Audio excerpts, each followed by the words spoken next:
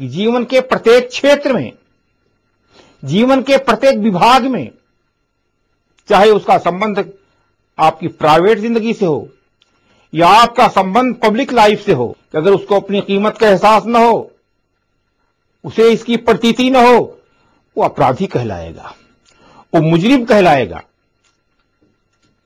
फिर आप देखिए कि ईश्वरवाद का मतलब यह होता है कि जीवन के प्रत्येक क्षेत्र में, जीवन के प्रत्येक विभाग में, चाहे उसका संबंध आपकी प्राइवेट जिंदगी से हो या आपका संबंध पब्लिक लाइफ से हो, आपका संबंध रात से हो या दिन से हो, आपके भाव हों, आपके विचार हों, आपके कर्म हो, सामूहिक कर्म, सोशल वर्क या व्यक्तिगत आपकी भाव भंगिमा हो, आपकी अदाएं हो, आपके जज्बात हो, आपकी खुशी हो, आपकी नाखुशी हो, हर आईने में, हर अदा में, हर एक्शन में खुदा का गुण जो है प्रतिबिंबित हो। यह है तौहीद का मतलब। ईश्वर चाहता है कि धरती में क्रांति आए, एक इंकलाब आए, अंधेरा दूर हो, प्रकाश फैले, बुराई दूर हो, भलाई परवान चढ़े, असंतोष दूर हो, भय दूर हो, लोगों को अमन हासिल हो, चैन हासिल हो, अन्याय दूर हो, लोगों को न्याय मिले, इंसाफ मिले, लोगों के आंसू पोंछे जाएं, दुखियों को तसल्ली दी जाए, जख्मों पर मरहम रखा जाए। ये चाहता है वो। एक ईश्वरवादी तौहीद का हामिल बनने का मतलब ये होता है, ईश्वर चाहता है कि धरती में एक क्रांति आए, एक इंकलाब आए, दुख दूर हो, शिकायतें दूर हो, न्याय की स्थापना हो, आंसू पोंछे जाएं, दुखियों के दुख का इलाज किया जाए, कोई बेचारगी की हालत में न रहे। ऐसा न हो कि कोई ऐसा हो जिसकी कोई खबर लेने वाला न हो। नहीं, सबको एक समझा जाए। कानन नास उम्मतो वाहिदा कहा गया, सारी इंसानियत एक समुदाय है, एक समुदाय माना जाए। तौहीद का हामिल एकेश्वरवादी वो है जिसके दिल की तमन्ना ये हो कि ऐसा इंकलाब आए मानव जीवन में, कलह दूर हो, अन्याय मिटे, हरेक को शांति मिले, हरेक की समस्याओं का समाधान हो। ये वास्तव में एकेश्वरवाद की अपेक्षाएं हैं। केवल ये कह देना कि हम ईश्वर को एक मानते हैं, इतना काफी नहीं है। जीवन इसी सांचे में ढल जाए, आपकी अदा बन जाए, आपकी खूब बन जाए, आपका स्वभाव बन जाए। आपके पास सबसे बड़ी निधि, सबसे बड़ी दौलत ये हो कि आपको ब्रह्म ज्ञान हासिल है, ईश्वर को आप जानते हैं। ये ज्ञान, ये इल्म बिल्लाह जो है, ये आपकी सबसे बड़ी प्रॉपर्टी हो, जीवन की, जिंदगी की आबरू है, यही सबसे बड़ी चीज है। और आप ये जानते हो कि ईश ज्ञान, प्रभु ज्ञान, इल्म बिल्लाह, खुदा को जानना, ये मामूली चीज नहीं है। ये वो ज्ञान है जो अपने साथ अमृत को लिए हुए है। यस्य छाया अमृतम, उसकी छाया में अमृत है। उसका ज्ञान जो है आपको अमर बना देगा। जिंदगी जावेदा, अमर जीवन के आप अधिकारी बन जाते हैं। और जिसके सामने अमर जीवन हो, शाश्वत जीवन हो, परलोक हो, जहां मृत्यु नहीं, जहां मृत्यु की छाया नहीं, जहां शोक नहीं, जहां भय नहीं, जहां आशंका नहीं, आप समझ सकते हैं कुछ कर जाने का साहस होगा उसके अंदर। और फिर वो पक्षपात उसके अंदर नहीं होगा। सारे मानवों को एक समझ रहा होगा, वो सबको अपना भाई, यूनिवर्सल ब्रदरहुड का नजरिया उसका होगा। आफाकी सार्वभौमिक दृष्टिकोण उसका होगा। ये असाधारण क्रांति है। आदमी बदल जाता है, इतना गहरा परिवर्तन आ जाता है एक ईश्वरवाद की धारणा से। एक इंकलाबी क्रांतिकारी धारणा है। ये महज एक शुष्क कंसेप्ट नहीं है। तो एक ईश्वरवाद या तौहीद की अपेक्षाएं ये हैं कि हम ऊपर उठें, हम बदलें, हमारे अंदर तब्दीली आए, खुशतर तब्दीली, शुभ परिवर्तन हमारे अंदर आए।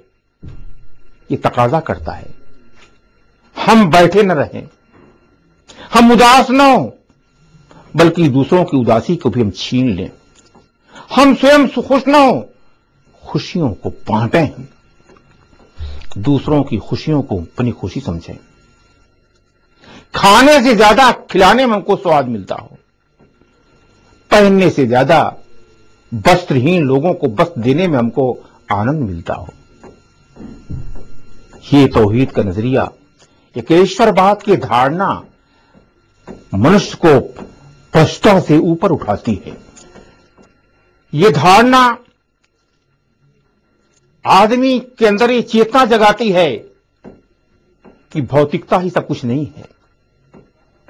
जो हमारी निगाहों से जो चीजें नजर आ रही हैं, खाद्य पदार्थ है, सुख सुविधा है, यही नहीं है। जीवन में कुछ और भी है। जीवन कुछ और चाहता है। उस पर रहस्य उद्घाटित हो जाता, खुल जाता है। वो जिंदगी को राज पा जाता है, वो राज़दां बन जाता है, आगाह राज बन जाता है। उसकी किस्मत क्या कहना, ये कोई मामूली बात नहीं है कि एक ईश्वरवादी बनना। इसकी अपेक्षाएं ऐसी हैं कि पूरे पूरे जीवन का मुतालबा करती हैं। हमारा भाव, हमारे विचार, हमारा कार्यक्रम, हमारा उद्देश्य, हमारा लक्ष्य व्यापक हो। होता यह है कि लोगों को खबर नहीं होती, जानते नहीं,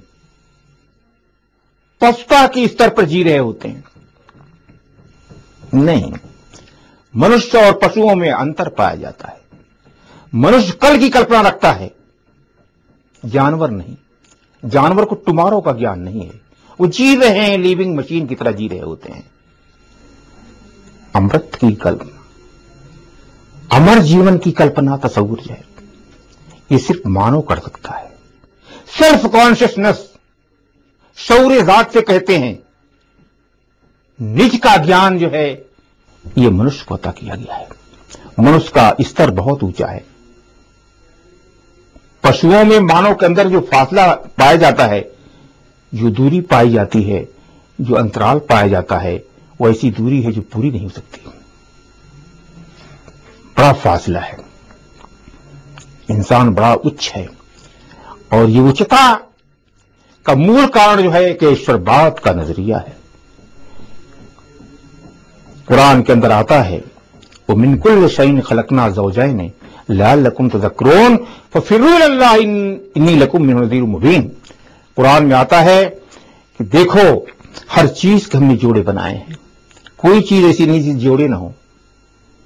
नर है तो मादा है, फूलों के अंदर पाई जाती है चीज, जानवरों में पाई जाती है। हर चीज के जोड़े जोड़े बनाए हैं। लअल्लकुम तज़क्करून, ताकि तुम्हें होश आ जाए, ताकि तुम्हें भूला हुआ सबक याद आ जाए, प्रेम की कहानी तुम जान जाओ। और इसका तकाजा ये हो, फफिरू इल्लाह, तुम खुदा की तरफ दौड़ पड़ो, लपको, तेजगामी दिखाओ, और समझ जाओ जिस तरह से प्यासी हिरन घाट तक दौड़ती है, ठंडे पानी तक दौड़ती है, प्यास के बिना पर वो विवश होती है दौड़ने पर।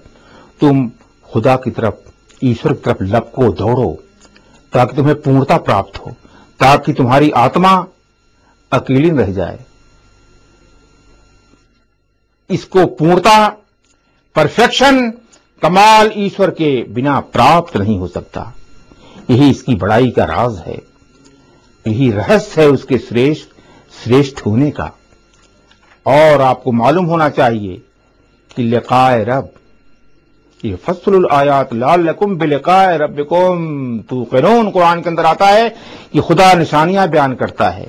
ये देखो आसमान बगैर सुतून के खड़ा बुलंद किया है, ये सूरज और चांद गर्दिश में हैं, और वो राज सिंहासन पर जलवागर है, ये दब्रुल अम्र इंतजाम कर रहा है, ये फस्लुल आयात निशानियां खोल खोल के बयान कर रहा है। लअल्लकुम बिलिकाए रब्बिकुम तुक़िनून, शायद तुम्हें याद आ जाए, यकीन आ जाए, तुम्हें रब से मिलना है। प्रभु मिलन, खुदा से मुलाकात, लिकाए रब, मिलन की बेला, ये जीवन का विशेष अंग है, विशेष मरहला है ये, लेकिन इसका तज़किरा नहीं होता। उसका कारण यह है कि लोग अंधेरे में जी रहे होते हैं, ईश्वरी गाइडेंस से फायदा नहीं उठाते। तो लिकाए रब, खुदा से मिलना, मुलाकात, इसके बिना जिंदगी अधूरी रहती है। मानव का ये रुतबा है, मानव का ये दर्जा है। भाइयों, जो कुछ मैंने बयान किया उसका सारांश यह है कि तौहीद या एकेश्वरवाद ये तो एक सिंबल है, एक लक्षण है, एक प्रतीक है इसका कि आपने उस महानता की कदर की, उसके गुणग्राहक हुए जो महानता और श्रेष्ठता ईश्वर ने आपको प्रदान की है, और जिंदगी की बड़ाई को का आप आदर करेंगे, इसकी रक्षा करेंगे। तो मानव की श्रेष्ठता और उसकी बड़ाई, ग्रेटनेस का राज यही है कि एक ईश्वर को मानता है और ईश्वर के गुणों से फायदा उठाता है, अपने जीवन में उसे सम्मिलित करता है। हमारी प्रार्थना है कि हमारी बातें ही बातें न हो, बल्कि हमारा जीवन इस सांचे में ढल जाए, सत्य के सांचे में, ताकि हमें सफलता, आपको सफलता प्राप्त हो। व आखिर दावाना अल्हम्दुलिल्लाह रब्बिल आलमीन।